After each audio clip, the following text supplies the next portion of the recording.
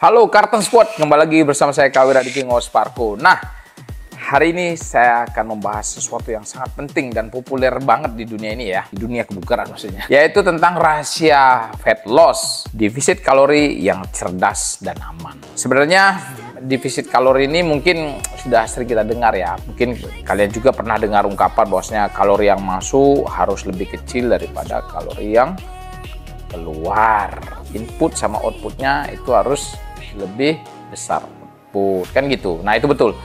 Tapi bagaimana sih caranya menciptakan supaya defisit kalori ini sehat, aman, dan bisa dipertahankan? Yuk kita bahas tuntas. Nah, apa sih defisit kalori? Nah, defisit kalori adalah kondisi saat tubuh kita ini mengkonsumsi lebih sedikit kalori dari yang dibutuhkan untuk mempertahankan berat badan. Itu artinya defisit kalori. Kebutuhan ini disebut dengan TDEE itu tulisannya ya, tapi TDEE, total daily energy expenditure, jadi kebutuhan harian kalori. Nah, contohnya adalah kalau TDEE kalian ini 2400 kalori per hari dan kalian cuma makan 2000 kalori, maka kalian sudah menciptakan defisit 400 kalori per hari. Nah, kalau defisitnya konsisten 400 atau enggak 500 per hari lah. Nah, kita bisa kehilangan setengah kilogram dalam satu minggunya. Nah, kenapa? Karena kan 1 kilogram lemak itu setara dengan 7.700 kalori. Nah, untuk defisit kalori ini jangan terlalu ekstrim. Banyak orang berpikir kalau defisit 500 kalori aja bisa turunkan 0,5 kilogram ataupun setengah kilo. Berarti kalau saya defisit 1000 kalori bisa turunkan 1 kilo dalam per minggunya, kan gitu kan? Secara teori ya, tapi kan prakteknya nggak selalu aman. Defisit terlalu besar, kalau itu 800 sampai dengan 1000 kalori per hari, itu bisa menurunkan massa otot juga, kemudian memperlambat metabolisme, bisa membuat tubuh stres dan sulit mempertahankan hasil yang jangka panjang. Itu bahaya ya.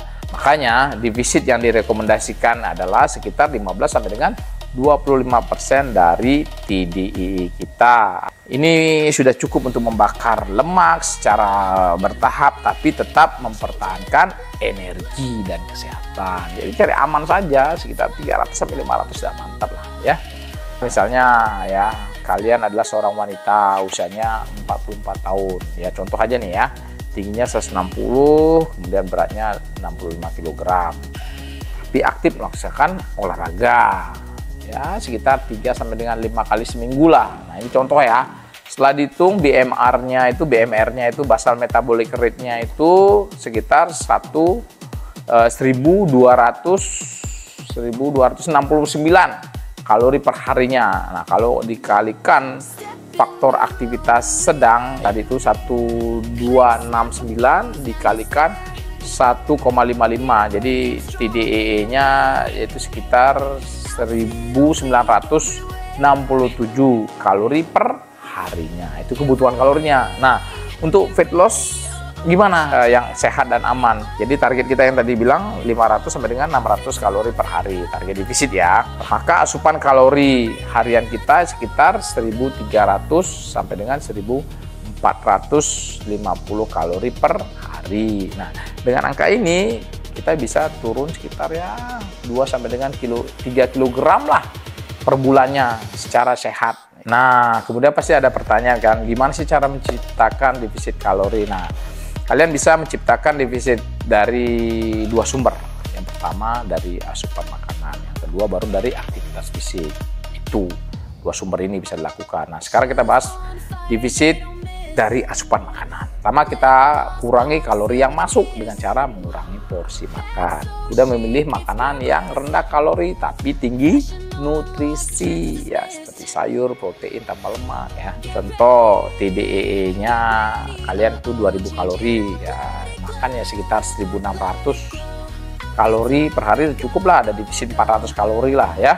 Sekarang kita lanjut defisit dari aktivitas fisik ya, yaitu dengan meningkatkan kalori keluar dengan kardio, latihan kekuatan membangun otot, kemudian aktivitas harian yang di luar olahraga tadi, mungkin parkir motor atau mobil lebih jauh dari kantor ataupun Ya setelah saya makan, selingkan waktu buat jalan, ya menyapu, rajin menyapu, pokoknya aktivitas fisik di luar olahraga lah itu dinaikkan ya. Nah ini yang bagus adalah kombinasi lebih ideal, kombinasi masih yang lewat makanan sama aktivitas fisik. Kurangi 250 kalori dari makanan, kemudian bakar 250 kalori dari olahraga, total defisitnya itu ya 500, ya kan 250 tambah 250 per hari. Kombinasi ini lebih seimbang dan tidak terlalu menyiksa, lebih mudah dijaga kan dalam jangka panjang. Kalau hanya fokus lewat defisit makanan saja, ya berat ya, mengurangi makanan atau enggak fisiknya kita genjot itu berat juga. Jadi kombinasikan aja 250 di makanan, 250 di latihan sehingga ada defisit 500 kalori. Itu lebih mudah ya. Nah, kemudian saya lanjutkan bagaimana sih cara menentukan kalori makanan ya. Kalau baru aja kalian untuk mempelajari atau melakukan hal ini, bisa melakukan beberapa metode mudah ini. Contohnya gunakan aplikasi ya, ada di sini MyFitnessPal gitu ya, tuh bisa. Kemudian ada Fatscript, kemudian ada tabel kalori yang disediakan dari Kementerian Kesehatan ya, tabel kalori apa yang namanya itu, tabel kalori Indonesia ya, yang disediakan oleh Kemenkes. Tinggal cari nama makanannya, kemudian masukin jumlahnya dan aplikasi akan menghitung otomatis berapa sih kalorinya ya. Bisa juga menggunakan timbangan dapur per 100 gram nasi putih sama dengan 175 kalori. Kemudian ada 100 gram dada ayam itu sekitar 165 kalori. Dengan menimbang ini kan lebih akurat lah dalam menghitung, gunakan estimasi ukuran tangan. Bisa juga dilakukan dengan satu kepalan tangan nasi ini sama dengan 150 kalori, satu telapak daging ayam itu sama dengan 150 kalori. Kemudian satu ibu jari minyak ataupun mentega itu sama dengan 100 kalori. Jadi metode ini berguna saat makan di luar ataupun ya tidak ada timbangan, pakai metode itu ya. Jadi ada 3, gunakan aplikasi, gunakan timbangan dapur, dan juga gunakan estimasi ukuran telapak tangan. Oke, saya akan berikan contoh menu harian ya. Mungkin totalnya itu 1400 kalori. Coba ya, sarapan ini kita asumsikan 350 kalori.